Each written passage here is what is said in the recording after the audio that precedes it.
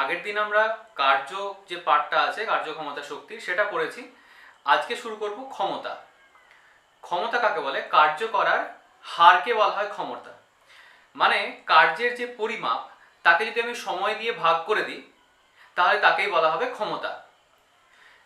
কার্য ভাজিত সময় সমান ক্ষমতা। এখন এই ক্ষমতার একক কি? ক্ষমতার একক সাধারণভাবে যেটা আমরা ইউজ করি সেটা হলো ওয়াট। ওয়াট এই যে এককটা সেটা ব্যবহার করা হয় বাল্বে বা টিউবে বা যে কোনো ইলেকট্রিক্যাল কোনো জিনিসপত্র, ইলেকট্রিক্যাল অ্যাপ্লায়েন্স যেগুলো থাকে, বৈদ্যুতিক যন্ত্রপাতিগুলোতে আমরা এই ওয়াট যে এককটা সেটা ব্যবহার করি। সো ওয়াট মানে কি? ওয়াট মানে হচ্ছে ক্ষমতার এসআই একক। 1 ওয়াট মানে মনে রাখতে হবে 1 জুল ভাজিত 1 সেকেন্ড। আমরা জানি যে কার্যের এসআই একক হলো জুল। তাহলে যদি আমি ক্ষমতার এসআই একক বের করতে চাই তাহলে কার্যের এসআই একককে সময় দিয়ে ভাগ করতে হবে। আমরা জানি কার্যের এসআই একক কি? জুল। তাহলে জুলকে যদি আমি সময় মানে সেকেন্ড দিয়ে ভাগ করি, 1 জুল ভাজিত 1 সেকেন্ড সমান 1 ওয়াট। এই ওয়াটটা হলো কি? কার্যের পরম একক। আর এই যে জুল পার সেকেন্ড এটা হলো অভিকর্ষীয় একক। এছাড়াও এই ক্ষমতার আরও একটা একক ব্যবহার করা হয় যেটা বড় বড় যন্ত্রপাতিতে ব্যবহার করা হয়, সেটা হলো হর্স পাওয়ার বা অশ্ব শক্তি বা অশ্ব ক্ষমতা। এই অশ্ব ক্ষমতাটা সাধারণভাবে বড় কোনো ইঞ্জিন বা বড় কোনো কলকারখানার যন্ত্রপাতিতে ব্যবহার করা হয়। মনে রাখতে হবে যে 1 অশ্ব ক্ষমতা বা হর্স পাওয়ার সমান, এটা শর্টে এইচপিও লেখা হয়, 1 হর্স পাওয়ার সমান 746 ওয়াট। আবার কার্যের যদি সিজিএস একক আমাদেরকে বের করতে দেয় তাহলে ওই যে আমরা একটু আগে বের করেছিলাম সিজিএস, আমরা অভিকর্ষীয় এককটা বের করব। অভিকর্ষীয় একক আমরা এসআই পদ্ধতিতে কি বের করলাম? জুল পার সেকেন্ড, মানে 1 জুল ভাজিত 1 সেকেন্ড। জুলের বদলে আমরা সিজিএস পদ্ধতিতে কার্যের একক বসাবো আর্গ, আর্গ পার সেকেন্ড লিখবো। তাহলে সিজিএস পদ্ধতিতে ক্ষমতার অভিকর্ষীয় একক erg per second, erg per second. ঠিক আছে? তাহলে ক্ষমতা বলতে আমরা কি বুঝলাম? ক্ষমতা বলতে একক সময়ে যতটা শক্তি বা যতটা শক্তি না, যতটা কার্য করা হয়, একক সময়ে যতটা কার্য করা হয় সেটাকেই বলা হয় ক্ষমতা।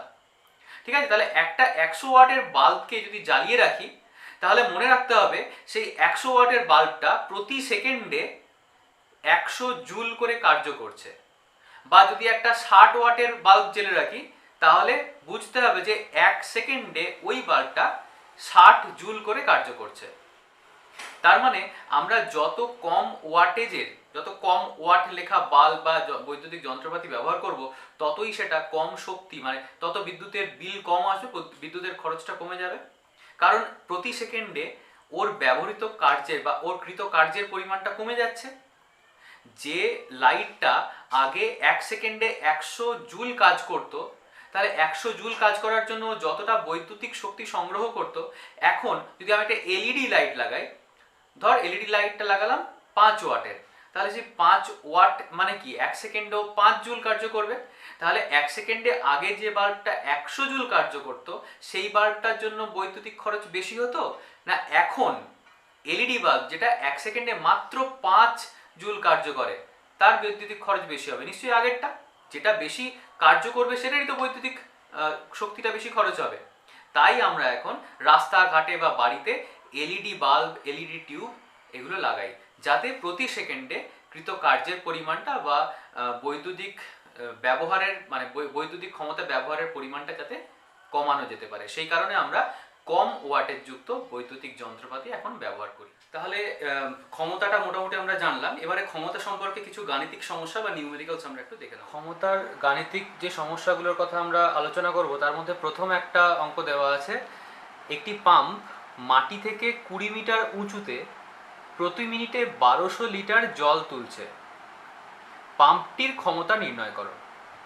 এখানে একটা জিনিস মনে রাখতে হবে, আমরা যে জলের বোতল কিনি, দোকান থেকে যে জলের বোতলগুলো কিনি, যদি 1 লিটারের একটা জলের বোতল কিনি তার ভর হবে 1 কিলোগ্রাম। এটা কিন্তু মনে রাখতে হবে। ঠিক আছে? এটা আমি আগেও অনেকবার বলেছি, ক্লাসেও বলেছি যে 1 কিলোগ্রাম 1 লিটার জলের বোতলের ভর হবে 1 কিলোগ্রাম। 500 ml জলের বোতলের ভর হবে কত? 500 গ্রাম। তার মানে 1200 লিটার জলের ওজন হবে কত? একটু আগে যেটা বললাম 1 লিটার জলের ওজন যদি 1 কেজি হয় তাহলে 1200 লিটার জলের ওজন হবে 1200 কেজি। তাহলে লিখে নিই 1200 লিটার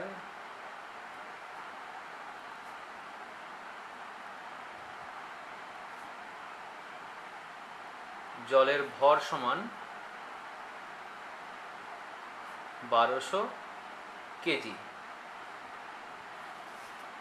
আমি আগেও বলেছি যে এই যে এককগুলো, যেটা আমি 1200 কেজি লিখলাম, এটা কিগ্রা লিখতে যদি কারোর সমস্যা হয়, আমরা কেজি এককটা বলেই অভ্যস্ত, কাজে কেজি লিখলেও কোনো অসুবিধে নেই। অত কিগ্রা টিগ্রা না লিখে শুধু আমি কেজি লিখে দিলেও কোনো অসুবিধা হবে না। তার মানে 1200 লিটার জলের ভর হচ্ছে 1200 কেজি। এই যে জলটা, সেটা ওই পাম্পটা 1 মিনিটে তুলছে, ঠিক আছে? তাহলে 1 মিনিটে ওই পাম্পটা কতটা কার্য করছে? তাহলে 1 মিনিটে পাম্পের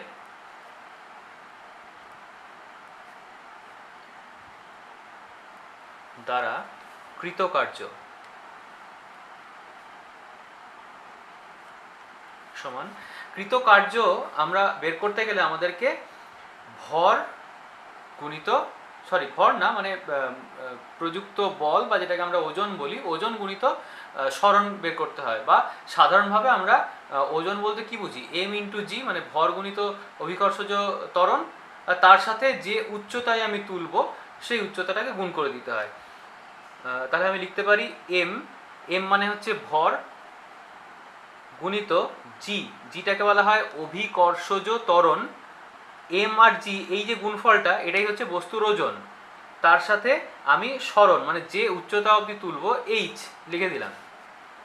h মানে হাইট বা উচ্চতা, যেটা এখানে সরণ হিসাবে ব্যবহৃত হচ্ছে। তাহলে কত ভর, জলের কত ভর? এই যে 1200 কেজি, এটাই তো আমার m বা ভর। তাহলে এখানে লিখে দেবো 1200। জি এর মান কত? আমরা জানি যে জি এর মান হয় 9.8 মিটার পার সেকেন্ড স্কোয়ার। তার মানে এখানে লিখব 9.8 ইন্টু এইচ, মানে যে উচ্চতায় তুলেছে। এখানে কত উচ্চতায় তোলা হয়েছে? 20 মিটার। এই 20 মিটারটাই হচ্ছে আমাদের এইচ। এগুলো আগে লিখে নিলে ভালো হয়। এইচ সমান 20 মিটার, জি সমান 9.8 মিটার পার সেকেন্ড স্কোয়ার, আর এম সমান 1200 কেজি। এগুলো আগে থেকে একটু লিখে নিতে পারিস, তাহলে বোধহয় অঙ্কটা আরও বেশ সুন্দর লাগবে। তাহলে এটা লিখে নিই 20 মিটার। এর যে এককটা কি কিসে হবে? যেহেতু এসআই পদ্ধতি, তাই একক হবে জুল। এবারে আমাদেরকে এটা গুণ করতে হবে। কাকে কাকে গুণ করছি? 1200 গুণিত 9.8 গুণিত 20। এটাকে গুণ করলে আসছে 235200।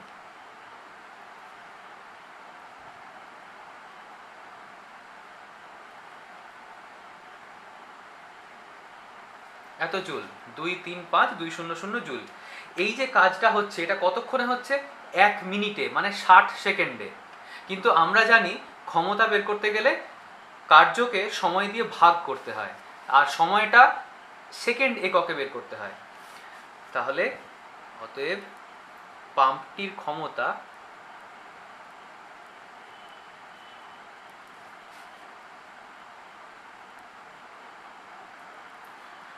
সমান কি? কৃতকার্য, যেটাকে আমরা ডাব্লিউ বলছি। এই যে কৃতকার্যটা বের করলাম, এটাই তো আমাদের কাছে ডাব্লিউ, ওয়ার্ক, আর নিচে সময় বা টাইম, টি। কৃতকার্য কত? 235200। এটা গুণ করলে যেটা পাচ্ছিলাম 1200 গুণিত 9.8 গুণিত 20, 235200 ভাজিত এটা কত সময় ধরে তুলেছে? 1 মিনিটে, মানে 1 মিনিট বা 60 সেকেন্ড দিয়ে ভাগ করব।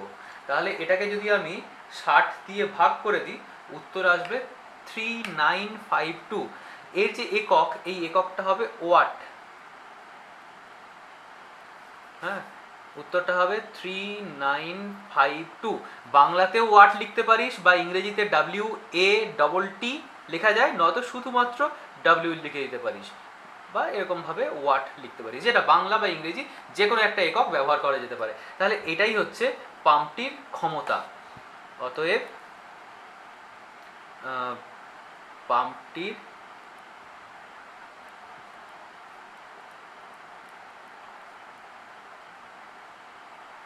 ক্ষমতা 3952 ওয়াট। ঠিক আছে, তাহলে এই হলো আমাদের উত্তর। এখানে আরেকটা অঙ্ক দিয়েছে, এটা বেশ ইন্টারেস্টিং অঙ্কটা। বলেছে একটি পাম্প প্রতি মিনিটে 54 লিটার জল 100 মিটার উচ্চতায় তুলতে পারে। যদি পাম্পের 80% শক্তি জল তোলার কাজে ব্যয়িত হয়, তবে পাম্পের ক্ষমতা কত? একটা জিনিস বুঝতে পারছি যে পাম্প দিয়ে যে জলটা তোলা হচ্ছে, পাম্পের আসল যে ক্ষমতা তার কিন্তু পুরোটা কাজে লাগছে না। মানে আমরা হিসেব করে যে পরিমাণ শক্তি বা ক্ষমতা পাবো, আসলে পাম্পের ক্ষমতা তার থেকে বেশি। মানে পাম্পের মোট যা ক্ষমতা তার মাত্র 80% ব্যবহার করে আমি জলটা তুলছি। তাহলে আমাকে 100%-এর মানটা কত সেটা বের করতে হবে। তাহলে আগে বের করে দেখি যে 80% যেটা নিয়ে জলটা তোলা হচ্ছে, আসলে যে কাজটা করার জন্য আমি পাম্পটা কিনেছি বা ভাড়া নিয়েছি, সেটা অ্যাকচুয়ালি কত কাজ করছে সেটা দেখি। কি কি দেওয়া আছে? দেওয়া আছে জলের, আচ্ছা একটা জিনিস লিখে নিই, আমরা আগেই দেখেছি 1 লিটার জলের ভর কত হবে? 1 কেজি। তাহলে 54 লিটার জলের ভর কত হবে? অবশ্যই 54 কেজি। তাহলে 54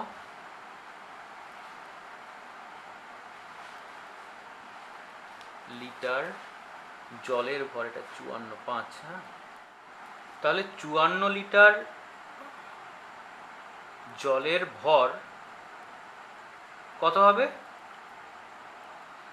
54 কিগ্রা বা 54 কেজি। আমরা জানি 1 লিটার জলের ভর হয় 1 কেজি, অতএব 54 লিটার জলের ভর হবে 54 কেজি। তাহলে কি কি মান লেখা আছে, দেওয়া আছে সেটা বের করে নিই।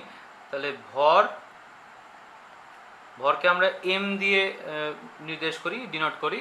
So M equal to 54 KG. G এর মান জানি, জিটা হচ্ছে অভিকর্ষজ ত্বরণ।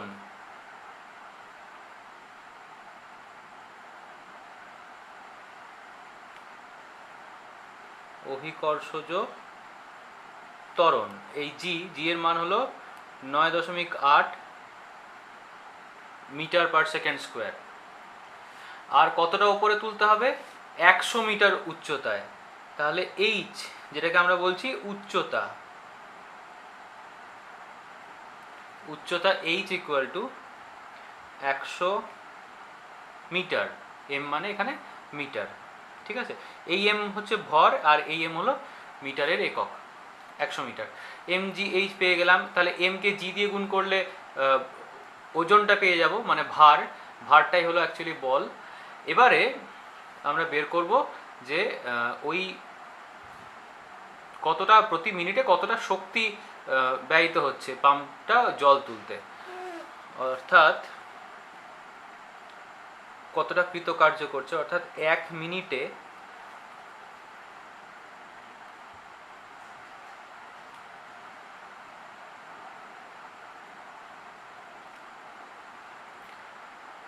পাম্পের দ্বারা কৃতকার্য সমান বল গুণিত সরণ। বল মানে এখানে এম জি গুণিত এইচ। তাহলে এম মানে কি? বস্তুর ভর, মানে 54 জি 9.8 আর এইচ 100। কত হবে? 54 গুণিত 9.8 গুণিত 100, 52920।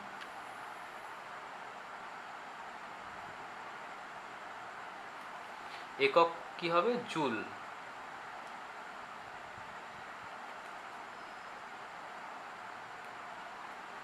প্রতি মিনিটে এত জুল কাজ করা হচ্ছে। তাহলে এই যে পাম্পটা আমরা ব্যবহার করছি, এই পাম্প কত এই জলটা তুলতে কত ক্ষমতা ব্যবহার করছে? তাহলে ব্যবহৃত ক্ষমতা, তাহলে জল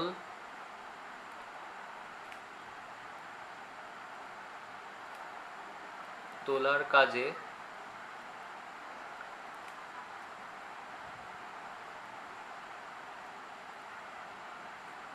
ব্যবহৃত ক্ষমতা, আমরা জানি যে পাম্পটা নিজের পুরো ক্ষমতাটা ব্যবহার করছে না, করছে 80%। তার মানে জলের জন্য ব্যবহৃত ক্ষমতা কত? আমরা জানি ডাব্লিউ মানে ওয়ার্ক ভাজিত সময় দিয়ে ভাগ যদি করি কৃতকার্যকে, তাহলেই আমরা পেয়ে যাব কি, পেয়ে যাব ক্ষমতা। তাহলে 5, 2, 9, 2, 0 একে সময় কত, 60 মিনিট, দিয়ে ভাগ করলে একক আসবে ওয়াট। তাহলে এটাকে যদি আমি 60 দিয়ে ভাগ করি তাহলে আসছে 882 ওয়াট।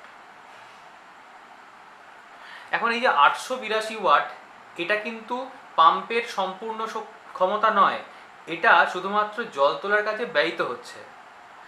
এটা পাম্পের মোট যা ক্ষমতা তার মাত্র 80%। তাহলে পাম্পের মোট ক্ষমতা কত, তার মানে 80% ক্ষমতা মানে 882। অতএব 100% ক্ষমতা মানে পাম্পটি, লিখি,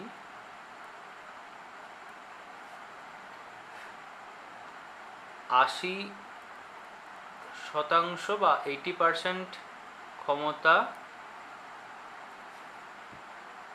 জল তোলার ক্ষেত্রে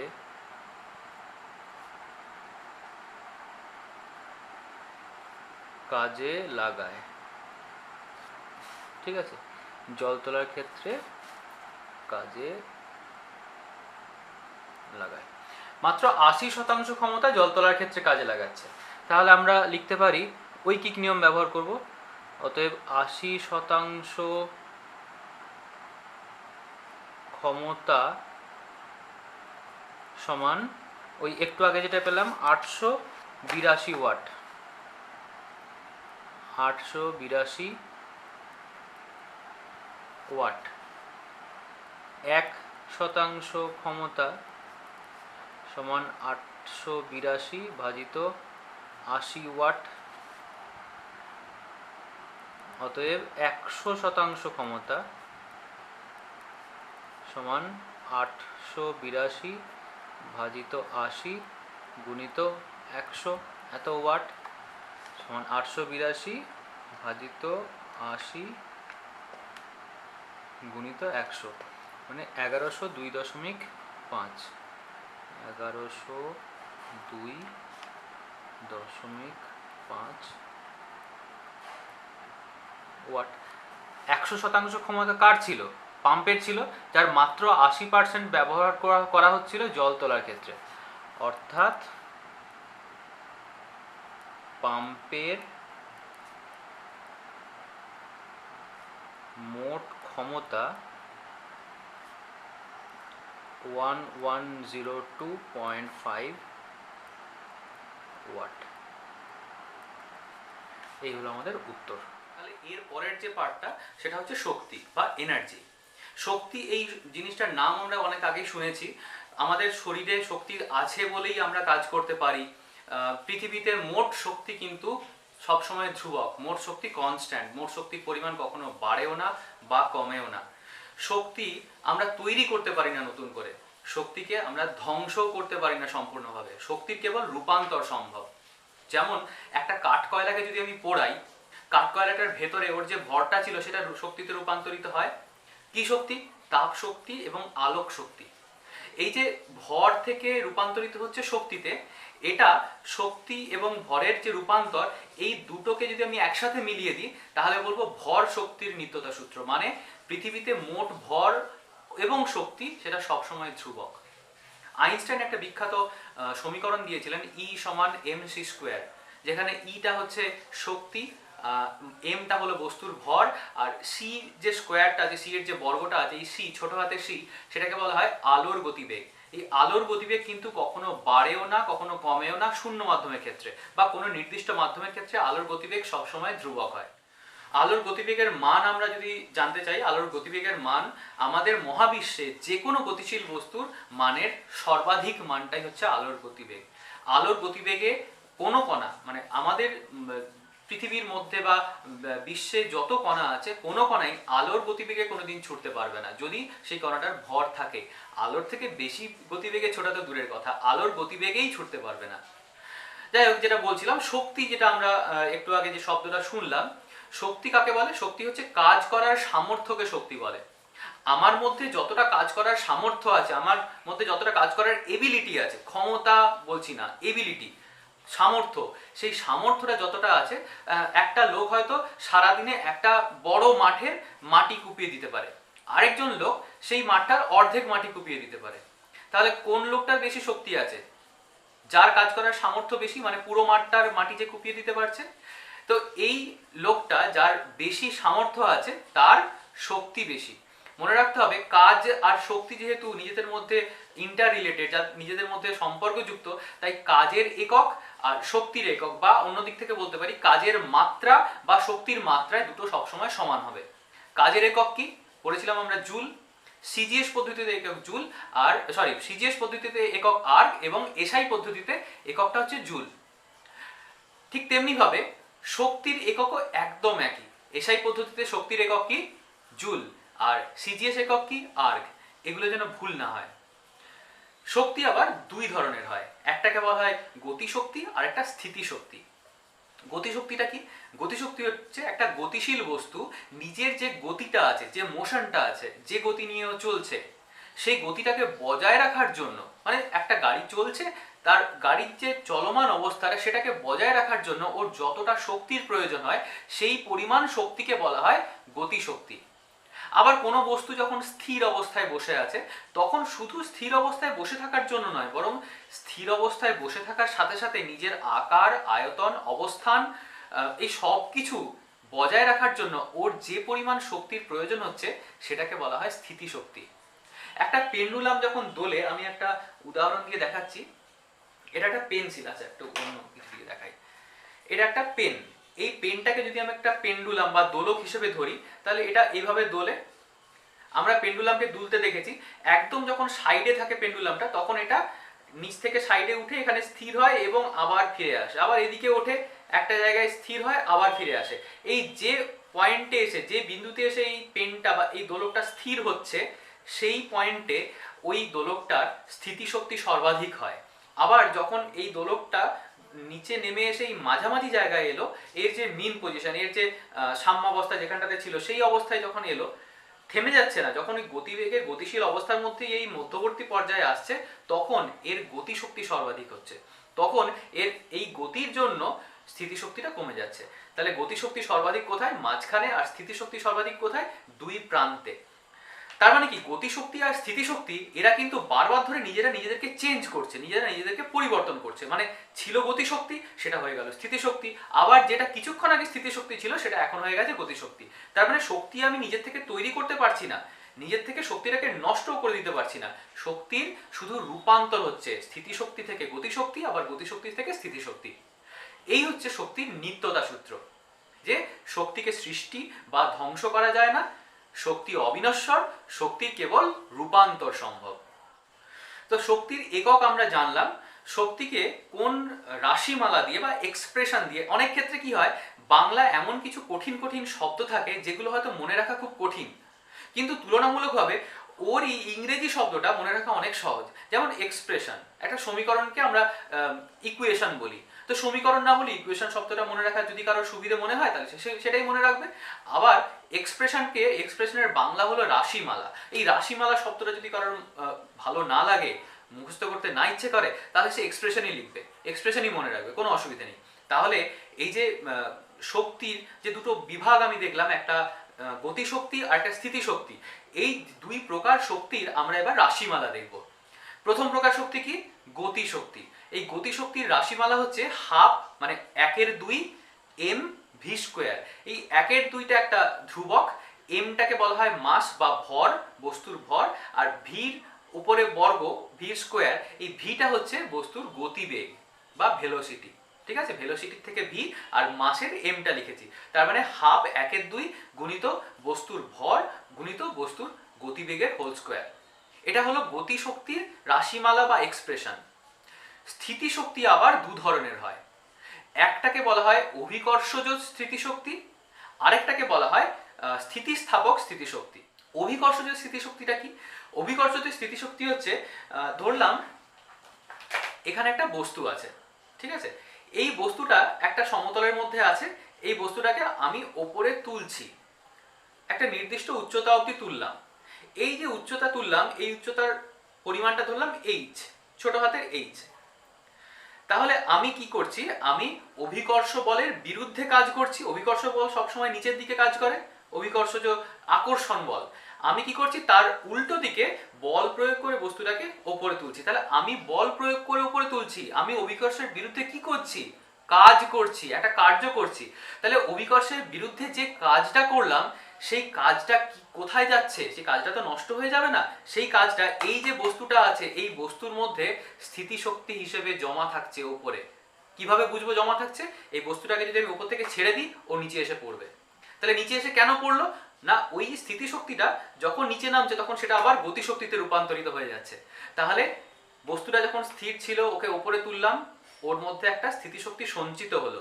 অভিকর্ষের বিরুদ্ধে কাজ করে এই স্থিতিশক্তি পাওয়া যাচ্ছে বলে এটাকে বলা হয় অভিকর্ষজ স্থিতিশক্তি। আর এই অভিকর্ষজ স্থিতিশক্তির রাশিমালা হলো এম জি এইচ। এম মানে মানে সবগুলো গুণ আকারে আছে, এম গুণিত জি গুণিত এইচ। এমটা হচ্ছে মাস বা বস্তুর ভর, জিটাকে বলা হয় অভিকর্ষজ ত্বরণ, যার মান 9.8 মিটার পার সেকেন্ড স্কোয়ার। আর এইচটা হলো এই যে যতটা উচ্চতা আমরা তুলছি সেটাই হলো এইচ। তাহলে এম জি এইচ এটা হলো অভিকর্ষজ স্থিতিশক্তির রাশিমালা। আবার এখানে আমার কাছে কিছু দেখানোর মতো নেই। একটা স্প্রিং, স্প্রিং আমরা দেখেছি, স্প্রিং টানলে লম্বা হয়, ছেড়ে দিলে আবার চট করে চলে আসে।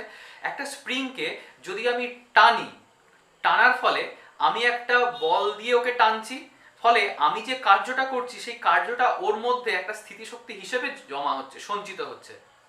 যে স্থিতিশক্তি হিসেবে সঞ্চিত হলো সেই স্থিতিশক্তিটাকেই বলা হয় স্থিতিস্থাপক বা ইলাস্টিক স্থিতিশক্তি বা potential energy. Elastic potential energy বা স্থিতিস্থাপক স্থিতিশক্তি। কি করে বুঝবো ওর মধ্যে শক্তি সঞ্চিত হয়েছে? যখনই আমি স্প্রিংটাকে ছেড়ে দেবো, স্প্রিংটা খুব তাড়াতাড়ি এসে আবার জমাট বেঁধে যাবে, কন্ট্রাকশন হবে। এক্সপানশন হয়েছিল, বর্ধিত করেছিলাম, এটা আবার ছোট হয়ে যাবে, কন্ট্রাকশন হবে, খুব তাড়াতাড়ি আসবে। আরো সহজ একটা উদাহরণ দিই, চুল বাঁধার যে গার্ডারগুলো হয়, সেই গার্ডারটাকে হাতে করে একটা আঙুলে গার্ডারটাকে রেখে অন্য আঙুল দিয়ে যদি টানি, তাহলে ওর মধ্যে একটা স্থিতিস্থাপক স্থিতিশক্তি সঞ্চিত হচ্ছে। যত দূরে আমি টেনে নিয়ে যাব তত বেশি স্থিতিস্থাপক স্থিতিশক্তি সঞ্চিত হচ্ছে। কি করে বুঝবো? আমি যদি একটু টেনে ছেড়ে দিই, আমার হাতে যতটা জোরে লাগবে, আমি যদি অনেকটা টেনে ছাড়ি, হাতে অনেক বেশি জোরে লাগবে। তাহলে সেই বেশি জোরটা এলো কোথা থেকে? সেটা এলো ওর মধ্যে সঞ্চিত স্থিতিস্থাপক স্থিতিশক্তি থেকে বা ইলাস্টিক পোটেনশিয়াল এনার্জি থেকে। যত বেশি আমি কাজ করেছিলাম তত বেশি পরিমাণ শক্তি ওর মধ্যে সঞ্চিত হয়েছিল। সেই শক্তির জন্যই যখন আমি ছেড়ে দিচ্ছি তখন খুব জোরে এসে আমার হাতে ধাক্কা মারছে। এটাকেই বলা হচ্ছে স্থিতিস্থাপক স্থিতিশক্তি, যার সমীকরণ বলবো না, যার রাশিমালা হাফ কে এক্স এর হোল স্কোয়ার। এখানে হাফ মানে 1/2, যেটা একটা ধ্রুবক, কে মানে বল ধ্রুবক। এই যে স্প্রিংটা আমি টানছি, স্প্রিংটা শক্ত না নরম, স্প্রিংটা যে মানে ধর্মের উপর এই শক্ত বা নরমটা নির্ভর করে, সেটাকেই বলা হয় এই স্প্রিং এর বল ধ্রুবক কে। 1/2 কে গুণিত এক্স এর স্কোয়ার। এক্স মানে কি? এই যে স্প্রিংটা নর্মালি ছিল, সাধারণভাবে যতটা ছিল তার থেকে আমি যতটা টেনে লম্বা করেছি, এই যে সরণটা হচ্ছে, এই সরণটাকে বলা হয় এক্স। হাফ কে এক্স এর স্কোয়ার, এটাকেই বলা হলো স্থিতিস্থাপক স্থিতিশক্তি। তাহলে আমি স্থিতিশক্তি দু রকম পেলাম, একটা অভিকর্ষজ স্থিতিশক্তি আর একটা স্থিতিস্থাপক স্থিতিশক্তি। তাহলে শক্তি দু রকম ছিল, একটা গতিশক্তি, একটা স্থিতিশক্তি। আবার এই স্থিতিশক্তির দুটো প্রকার, একটাকে বলা হচ্ছে অভিকর্ষজ স্থিতিশক্তি আর একটা স্থিতিস্থাপক স্থিতিশক্তি। এবারে আমরা যেটা দেখব, যান্ত্রিক শক্তির সংরক্ষণ সূত্র। শক্তির সংরক্ষণ সূত্র আমরা জানি, শক্তির নিত্যতা সূত্র যেটাকে বলে, যে শক্তি কখনো সৃষ্টি বা ধ্বংস করা যায় না, এটা অবিনশ্বর। আর এটাকে আমি একটা শক্তির নির্দিষ্ট ফর্ম থেকে অন্য ফর্মে আমি কনভার্ট বা রূপান্তর করতে পারি মাত্র। আসলে আমরা এই যে মহাবিশ্বে বসবাস করছি একটা ছোট্ট গ্রহে, আমরা কোথা থেকে এলাম? আসলে আমাদের শরীরে ভর আছে, তাই আমাদের শরীরে শক্তি আছে। এখন এই আমাদের যে আধ্যাত্মবাদ, সেখানে ঈশ্বর, আল্লাহ বা গড যাদের অস্তিত্ব বলে ধরা হয়, বিজ্ঞান সেই অস্তিত্ব বা সেই সর্বশক্তিমানকে শক্তি হিসেবে, শুধুমাত্র একটা এনার্জি হিসেবে কল্পনা করে। বিজ্ঞানের সাথে ধর্মের এখানে একটু বিবাদ আছে। যাই হোক, আমি সেই প্রসঙ্গে বা সেই বিবাদের মধ্যে যাচ্ছি না। আসলে শক্তি মানে কি? শক্তি হচ্ছে এমন একটা জিনিস যা দিয়ে আমি সমস্ত কাজ করতে পারি, যা আমাদের সমস্ত চাহিদাকে পূরণ করতে পারে। আমরা কোনো কিছু যদি চাই ভগবান, ঈশ্বর বা আল্লাহর কাছে, তিনি আমাদেরকে সেটা দেন, বা কখনো হয়তো দেন না, কখনো কখনো আমাদের সেই মনোবাঞ্ছা পূরণ করেন বলে আমরা অনেক সময় ধারণা করি। এখন বিজ্ঞান বলছে যে আমরা যেটা চাই সেটা সত্যিই আসলে আমাদেরকে নাকি করিয়ে দেয়। যাই হোক, সেই বিবাদের মধ্যে না গিয়ে আসলে আমি শক্তির সংরক্ষণ সূত্রে আসি। যান্ত্রিক শক্তি কাকে বলে? যান্ত্রিক শক্তি বা মেকানিক্যাল এনার্জি হচ্ছে স্থিতিশক্তি এবং গতিশক্তি, এই দুটো শক্তিকে একসাথে বলা হয় যান্ত্রিক শক্তি। ঠিক আছে? মানে কোনো বস্তু যদি অবাধে পতনশীল হয়, মানে উপর থেকে একটা বস্তুকে আমি ফেলে দিয়েছি, মানে আমি এই জিনিসটাকে উপর থেকে ফেলে দিচ্ছি নিচে, এখান থেকে ছুঁড়লাম, নিচে এসে পড়লো। এই যে উপরে যখন রেখেছিলাম ওর শুধুমাত্র স্থিতিশক্তি ছিল, কোনো গতিশক্তি ছিল না, তাহলে এই অবস্থায় ওর মোট যা স্থিতিশক্তি, যখন ওর নিচে পড়ছে মাঝামাঝি কোনো একটা জায়গায় ওর গতিশক্তিও আছে, কিছুটা স্থিতিশক্তিও আছে, সেখানে মোট গতি এবং স্থিতিশক্তি, এবং একদম নিচে যেখানে ও পড়ে গেল সেই সময় ও স্থির হয়ে গেছে। কিন্তু আমাদেরকে হিসেব করতে হবে এটা পড়ার ঠিক আগের মুহূর্তের অবস্থা। পড়ে গেলে কি হবে সেটা আমাদের জানার দরকার নেই, পড়ে যাওয়ার ঠিক আগের মুহূর্তের অবস্থা যেখানে গতিবেগটা সর্বাধিক থাকবে, মানে মাটিটা ছোঁয়ার বা ওই সমতল ছোঁয়ার একদম আগের মুহূর্তে ওর যা গতিবেগ থাকবে, সেই গতিবেগটা ধরে আমি যদি শক্তি হিসেব করি তখন দেখবো স্থিতিশক্তি 0, শূন্য, শুধু থাকবে গতিশক্তি। তাহলে সেই অবস্থাতে স্থিতিশক্তি এবং গতিশক্তির মোট যা যোগফল হবে, দেখা যাবে যে তিনটে অবস্থান বললাম, একদম উপরে, মাঝে এবং একদম নিচে, এই তিন জায়গায় মোট শক্তির পরিমাণটা সব সময় একই হচ্ছে। ওপরে শুধু স্থিতিশক্তি ছিল, তার যা পরিমাণ হবে, মাঝখানে দুটোই আছে তার পরিমাণ, এবং নিচে শুধু গতিশক্তি আছে তার পরিমাণ, এই তিনটেই একই হবে। এই হচ্ছে আমাদের যান্ত্রিক শক্তির সংরক্ষণ। এটা আমাদেরকে এখানে প্রমাণ করতে হবে। অবাধে পতনশীল কোনো বস্তুর যান্ত্রিক শক্তির নিত্যতা আমরা প্রমাণ করব। যান্ত্রিক শক্তি মানে কি সেটা আমরা একটু আগেই জেনেছি। যান্ত্রিক শক্তি মানে গতিশক্তি এবং স্থিতিশক্তির মোট পরিমাণ, সেটাকেই বলা হয় যান্ত্রিক শক্তি। একটা অবাধে পতনশীল মানে উপর থেকে ফ্রিলি পড়ছে, নিচে এমনি পড়ছে, কোনো কিছুকে ফেলে দেওয়া হয়েছে, ছুঁড়ে ফেলা হচ্ছে না, কিন্তু জাস্ট হাত থেকে এমনি ফেলে দেওয়া হয়েছে উপর থেকে। এইরকম কোনো বস্তুর যে কোনো অবস্থানে, একদম ওপরে, একদম নিচে বা মাঝামাঝি কোনো একটা জায়গাতে, যে কোনো অবস্থানে আমাদেরকে যান্ত্রিক শক্তি যে সমান সেটা বের করতে হবে। এবার আমরা একটা ছবি আঁকবো। ধরছি কোনো একটা সময় একটা বল এই জায়গাতে আছে, এখানে একটা বল আছে, এটা বলের এ অবস্থান, বলটা নিচে নেমে আসছে, অবাধে পতনশীল তো তাই নিচে নেমে এলো।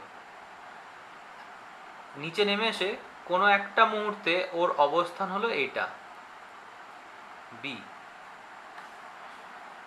আবার ও নিচে নেমে আসছে, পরে কোনো একটা সময় ওর অবস্থান হলো এখানে, এটা সি। এটা ঠিক মাটি ছোঁয়ার আগের মুহূর্ত। ঠিক আছে? এখানে উচ্চতাটা প্রায় 0 বলেই আমি ধরতে পারি। এখন এই যে ওপর থেকে এ থেকে বি দূরত্বটাকে ধরে নিলাম এক্স,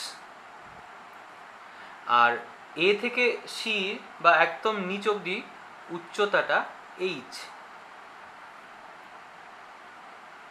যখন ওপর থেকে বস্তুটা পড়ছে, ওপরে থাকাকালীন বস্তুটার প্রাথমিক গতিবেগ ইউ সমান 0। এটা হচ্ছে এ অবস্থানের, বা ইউ এ লিখতে পারি। ইউ অবস্থানে প্রাথমিক বেগ 0, স্থির অবস্থা থেকে বস্তুটাকে ফেলে দেওয়া হচ্ছে, জাস্ট হাত থেকে ফেলে দেওয়া হয়েছে। তাহলে যখন ওপরে ছিল তখন গতিশক্তি তো থাকবে না, কারণ গতিবেগ নেই, শুধু স্থিতিশক্তি থাকবে। তাহলে লিখব এ অবস্থানে আমরা তিনটা অবস্থান আলাদা আলাদা করে বের করব। এ অবস্থানে কি 0, ইউ এ, ইউটা কি প্রাথমিক গতিবেগ, ইউ এ সমান 0। অতএব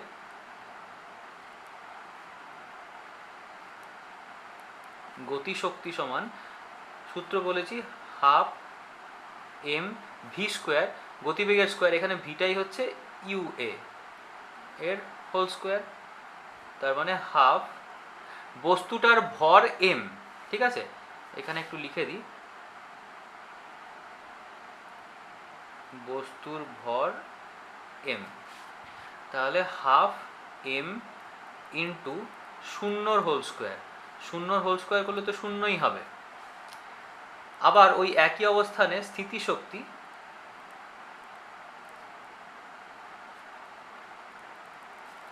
এই যে অবস্থানটা এ অবস্থান, এটা ভূতল থেকে বা একদম নিচ থেকে কতটা উপরে, এইচ উপরে, তাহলে স্থিতিশক্তি বের করার, মানে এটা অভিকর্ষীয় স্থিতিশক্তি, mgh হচ্ছে সূত্র, তাহলে স্থিতিশক্তি mgh সবগুলো একই থাকবে। জি তো অভিকর্ষজ ত্বরণ আমরা জানি, আর এটা লিখে দিই অভিকর্ষজ ত্বরণ জি।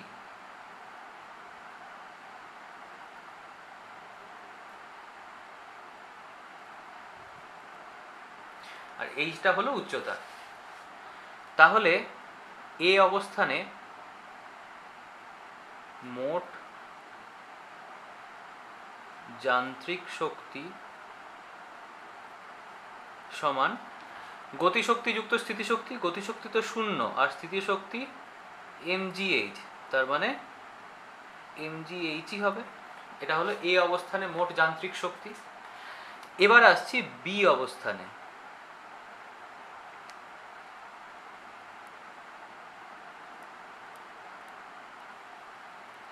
বি অবস্থানে কি হচ্ছে দেখি।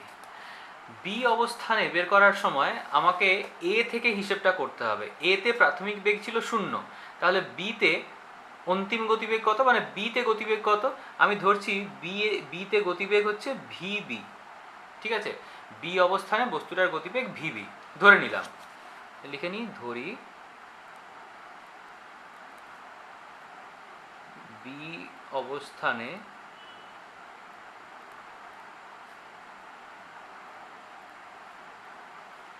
বস্তুটির গতিবেগ সমান ভিবি। যদি বি অবস্থানে বস্তুর গতিবেগ ভিবি হয় তাহলে ভিবির মানটা বের করতে হবে। আমরা জানি বস্তুটা অবাধে পতনশীল, তাহলে আমরা একটা গতির সমীকরণ ব্যবহার করতে পারি। তাহলে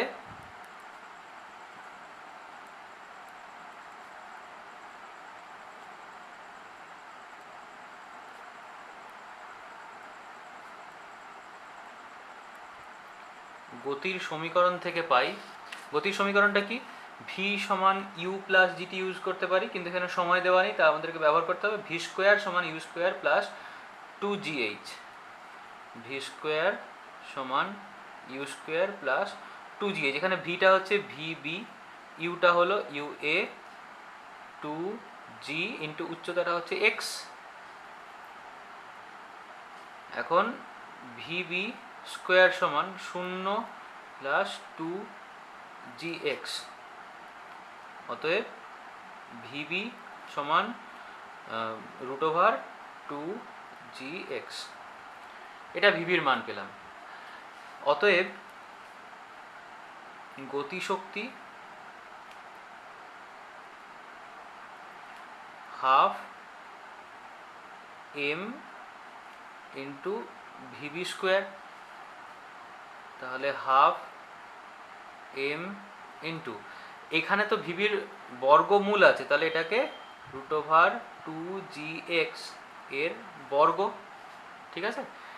বর্গ করলে half into M into 2gx হবে, তাহলে 2 কেটে যাচ্ছে, mgx।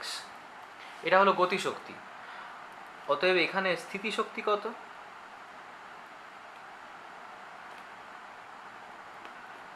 স্থিতিশক্তি এম ইন্টু জি ইন্টু এইচ, উচ্চতা হয়, এখানে দেখবো উচ্চতা কত। বি অবস্থানের নিচ থেকে সবসময় উচ্চতা বের করতে হয়। এই বি অবস্থানের উচ্চতা মানে এইটা, এটা কত, পুরোটার উচ্চতা এইচ, তার মধ্যে থেকে উপর থেকে এইটুকু অংশের উচ্চতা হচ্ছে এক্স, তাহলে নিচের পোর্শনটা কত, নিচের পোর্শনটা হবে এইচ মাইনাস এক্স, তাহলে MG into H minus x, তার মানে mgh মাইনাস mgx। তাহলে এই যে অবস্থানটা মানে বি অবস্থানে, অতএব এখানে মোট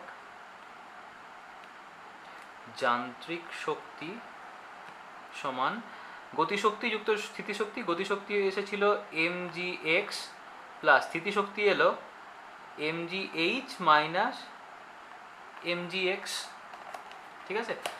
মোট যান্ত্রিক শক্তি মানে গতিশক্তি যুক্ত স্থিতিশক্তি, তো গতিশক্তি এসেছিল mgx, স্থিতিশক্তি হলো mgh মাইনাস mgx, তাহলে এই দুটো তো কেটে যাচ্ছে, তাহলে কি থাকছে, থাকছে শুধু mgh। এবার একটু দেখি, আমাদের যখন এ অবস্থানটা ছিল, এ অবস্থানেও মোট যান্ত্রিক শক্তি ছিল mgh, আবার বি অবস্থানেও মোট যান্ত্রিক শক্তি হলো mgh। এবার আমরা সি অবস্থানটা দেখব। সি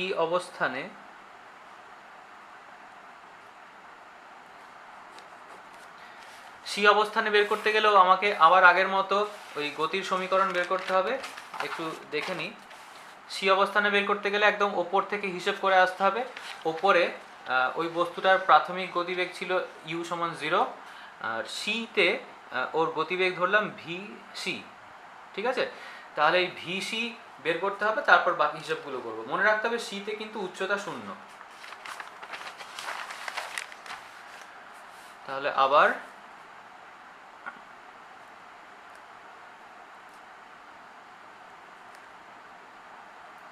গতির সমীকরণ থেকে পাই,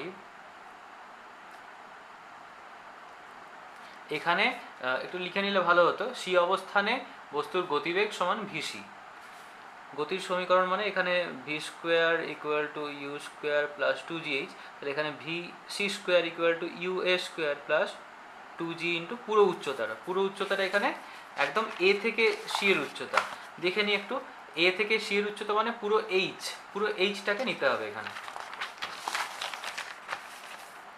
2g ইন্টু এইচ। ইউ এর মান তো 0 ছিল, তার মানে ভিসি স্কোয়ার সমান 0 প্লাস 2gh।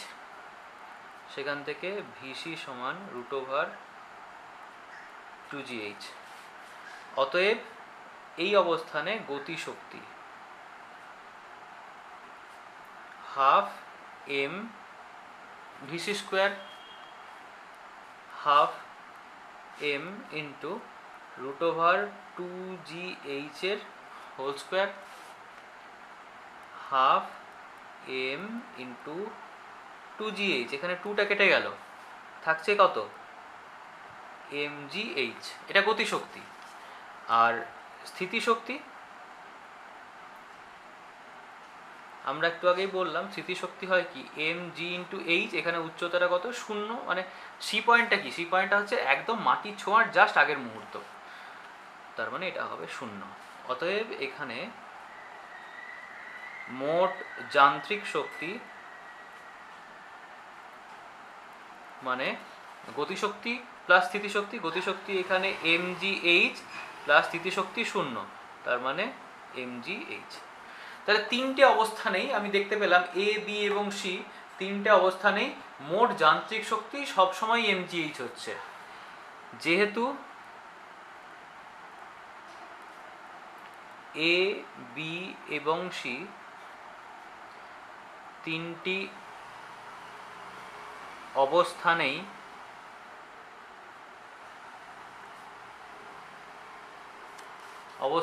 মোট যান্ত্রিক শক্তি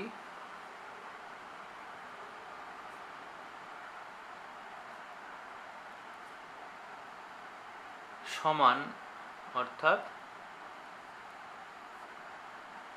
mgh, তিনটে জায়গাতে mgh, তাই বলা যায় অবাধে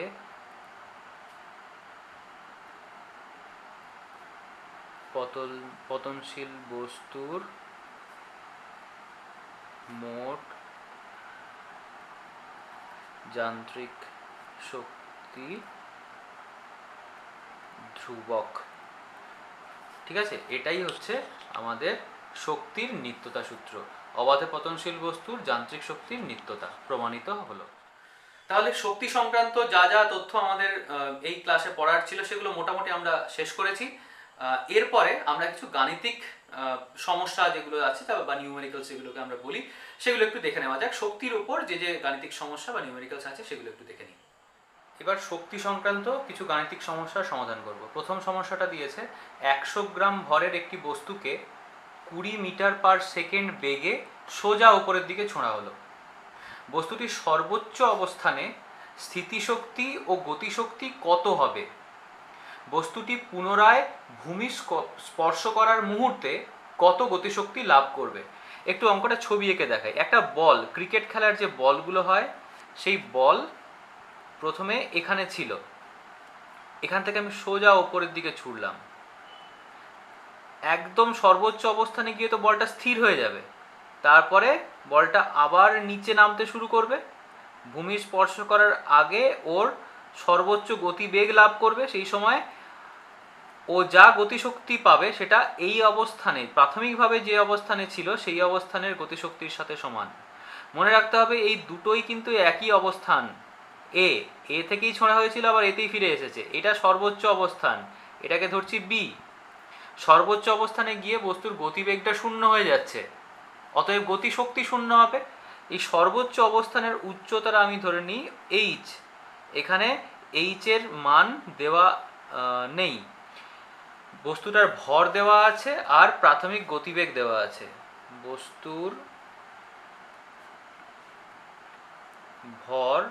ভরকে আমরা এম দিয়ে ডিনোট করি, এম সমান 100 গ্রাম।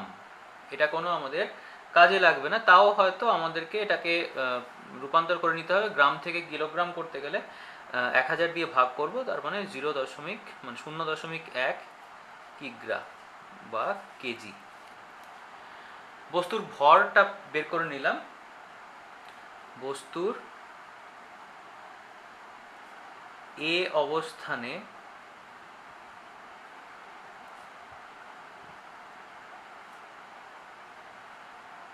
প্রাথমিক বেগ সমান, প্রাথমিক বেগটাকে আমি ভি লিখে নিই, ভি সমান 20 মিটার পার সেকেন্ড, হ্যাঁ ইংরেজিতে লিখলাম এম পার এস।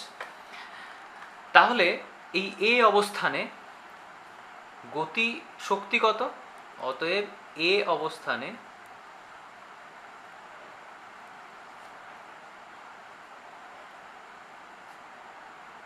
গতি শক্তি সমান হাফ এম ভি স্কোয়ার, ঠিক আছে? হাফ এমটা এখানে কাজে লাগবে আমাদের, হাফ এম এর মান হচ্ছে 0.1 গুণিত ভি স্কোয়ার, ভি মানে 20, এটার হোল স্কোয়ার,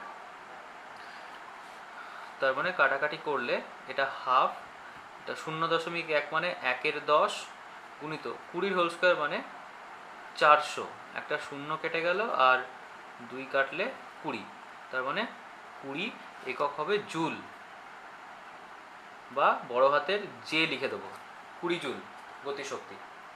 যখন বস্তুটাকে ছোঁড়া হলো একদম সর্বোচ্চ অবস্থানে গিয়ে বস্তুটার গতিবেগ তো শূন্য হয়ে যাবে, স্থির অবস্থায় পৌঁছবে, দিয়ে আবার নিচের দিকে নামতে শুরু করবে, তাহলে এই জায়গায় গিয়ে গতিবেগ শূন্য হয়ে যায়, আর গতিবেগ শূন্য হলে গতিশক্তি কত হবে? শূন্যই হবে। অর্থাৎ সর্বোচ্চ অবস্থানে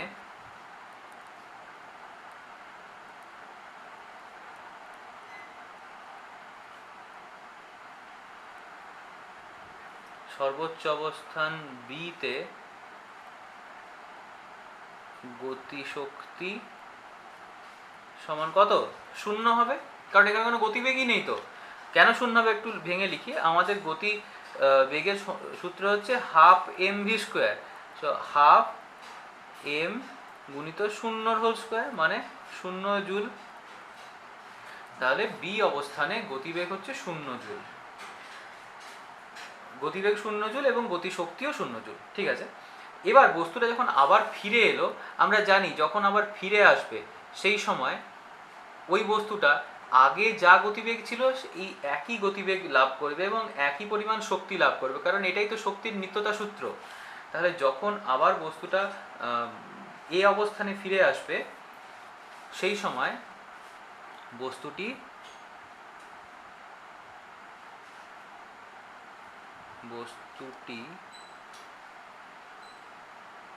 পুনরায় এ অবস্থানে ফিরে আসলে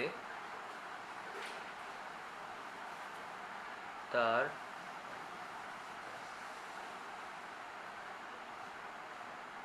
গতিশক্তি হবে সমান, আমরা জানি এই অবস্থানে আগে যা গতিশক্তি ছিল, মানে এই যে 20 জুল বেরিয়েছিল, এটা তো এই অবস্থানের প্রাথমিক গতিশক্তি, এটাই থাকবে, মানে আবার সেই 20 জুলই হবে।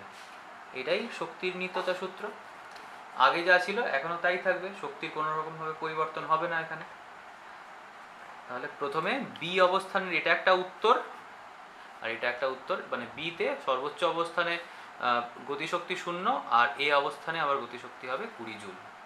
আরেকটা গাণিতিক সমস্যা দেওয়া আছে, আরেকটা অঙ্ক দেওয়া আছে, বলেছে যে 200 গ্রাম ভরের কোনো বস্তুকে 100 মিটার উঁচু একটি স্থান থেকে অনুভূমিকভাবে 40 মিটার পার সেকেন্ড বেগে ছোঁড়া হলো। বস্তুটি ভূমি স্পর্শ করার মুহূর্তে কত গতিশক্তি অর্জন করবে? জি এর মান দেওয়া আছে, যেটা সাধারণভাবে আমরা 9.8 মিটার পার সেকেন্ড স্কোয়ার ধরি, এখানে 10 ধরতে বলেছে। ছবিটা কেমন হবে? এইটা একটা 100 মিটার উঁচু একটা স্থান, এটা এ অবস্থান। এখান থেকে কোনো বস্তুকে অনুভূমিকভাবে ছোঁড়া হয়েছে, মানে এই দিকে ছোঁড়া হয়েছে সমতল বরাবর। তাহলে বস্তুটা এরকমভাবে নিচে পড়ছে, এই নিচে যে পড়লো, আচ্ছা এইটা এ, তাহলে নিচের অবস্থানটাকে বি ধরে নিই, আর এই অবস্থানটাকে ধরলাম সি। কত গতিবেগে ছোড়া হয়েছে? 40 মিটার পার সেকেন্ড গতিবেগে ছোড়া হয়েছে। এখন কি কি দেওয়া আছে একটু লিখে নিই। দেওয়া আছে বস্তুর ভর, যেটাকে আমরা এম ধরি, সেটা দেওয়া আছে 200 গ্রাম। 200 গ্রাম মানে 0.2 কেজি। এবার এই যে এ অবস্থান, এই এ অবস্থানে বস্তুর স্থিতিশক্তি বের করব, আর এ অবস্থানে বস্তুর গতিশক্তিটাও বের করব। যান্ত্রিক শক্তির সংরক্ষণ সূত্র ব্যবহার করব এখানে। তাহলে এ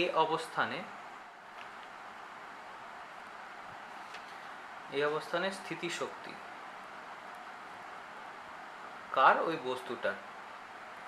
এই অবস্থানে বস্তুটার স্থিতিশক্তির সূত্র আমরা জানি mgh, ঠিক আছে। এম মানে তো বস্তুর ভর, জি, আচ্ছা এইটা হচ্ছে এইচ, আর জি এর মান তো দেওয়াই আছে এখানে। তাহলে মানগুলো বসিয়ে দিই, 0.2 গুণিত 10 গুণিত 100, তাহলে হচ্ছে মানটা 200 জুল, ঠিক আছে। এরপর আমাকে এই এ অবস্থানে বস্তুটার গতিশক্তি বের করতে হবে। এ অবস্থানে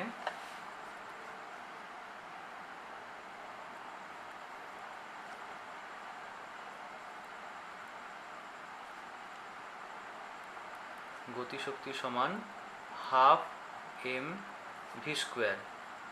হাফ এম এর মান তো আগেই পেলাম 0.2 গুণিত ভি স্কোয়ার। এখানে ভিটা হচ্ছে এইটা, যে গতিবেগ দিয়ে ছোঁড়া হয়েছে 40 মিটার পার সেকেন্ড, তাহলে গুণিত 40, কাটাকাটি করলে 0.1, 40 মানে 4 হবে, তাই তো।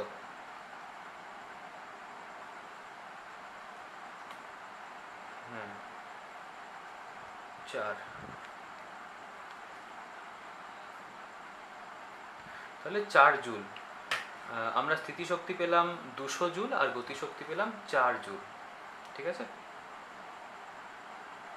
ও একটা ভুল হলো, এটা 40-এর বর্গ হবে তো, 4 জুল কী করে হয়, ঠিকই তো। তাহলে 40 গুণিত 40 গুণিত 0.2 গুণিত হাফ, 160, আমি ভুল করলাম, এটা 160 জুল। 160 জুল হচ্ছে মোট গতিশক্তি, আর 200 জুল মোট স্থিতিশক্তি। অতএব মানে ওই সি বিন্দুতে যেখানে এসে পড়ছে এইখানটাতে, এইখানে বস্তুটার গতিশক্তি কত হবে? যেটা এ বিন্দুতে যতটা গতিশক্তি আর স্থিতিশক্তি ছিল এর মোট মানটাই হবে। আচ্ছা তার আগে বের করে নিই, এ বিন্দুতে বা এ অবস্থানে, যাই হোক, এ বিন্দুতে মোট যান্ত্রিক শক্তি মানে স্থিতিশক্তি আর গতিশক্তির যোগফল। প্রথমটা পেয়েছিলাম 200 আর পরেরটা পেলাম 160 জুল, তার মানে 360 জুল। ঠিক আছে, এটা পেলাম এ বিন্দুতে। যখন ওই বস্তুটা আবার সিতে ফিরে আসছে তখনও কিন্তু ওর মোট যান্ত্রিক শক্তিটা একই থাকবে। আর সিতে যখন ফিরে এসেছে তখন বস্তুটা তো শুধু গতিবেগই আছে, এর তো উচ্চতাটা শূন্য। অতএব সি বিন্দুতে মোট যে যান্ত্রিক শক্তি ছিল সেটা সম্পূর্ণভাবে গতিশক্তিতে রূপান্তরিত হয়ে যাবে। অতএব সি বিন্দুতে গতিশক্তি, এটা কত হবে, এ বিন্দুতে মোট যান্ত্রিক শক্তি যতটা ছিল মানে 360, সেটাই হবে সমান এ বিন্দুর মোট যান্ত্রিক শক্তি। এ বিন্দুর মোট যান্ত্রিক শক্তি ছিল 360 জুল, অর্থাৎ সি বিন্দুর গতিশক্তিও হবে, মানে ভূমি স্পর্শ করার ঠিক আগের মুহূর্তের গতিশক্তি হবে 360 জুল। এটাই উত্তর। তাহলে কার্যক্ষমতা শক্তি যে চ্যাপ্টারটা ছিল সেটা মোটামুটি শেষ হয়েছে। আশা করি এখান থেকে কারোর কোনো বুঝতে অসুবিধা হবে না। যদি অসুবিধে হয় এই চ্যাপ্টারটা আবার রিভাইজ করতে হবে, এবং আমার যে ভিডিও, যেটা আগে একটা পার্ট ছিল, এটা সেকেন্ড পার্ট, এই দুটো পার্ট ভালো করে দেখতে হবে। দেখার পর আমার মনে হয় না যে এই কার্যক্ষমতা শক্তি বিষয়ে যে চ্যাপ্টারটা আমাদেরকে দেওয়া হয়েছে সেই চ্যাপ্টারে কোনো রকম সমস্যা হবে। তাহলে যা যা থিওরি পড়ানো হলো সেগুলো ভালো করে পড়তে হবে, এবং যা গাণিতিক সমস্যা বা নিউমেরিক্যালগুলো আছে এখানে দেওয়া আছে, তার সাথে বইতে আরও অনেক গাণিতিক সমস্যা দেওয়া আছে, সেগুলো একটু ভালো করে প্র্যাকটিস করতে হবে। এই ছিল আজকের আমাদের কার্যক্ষমতা শক্তি চ্যাপ্টার।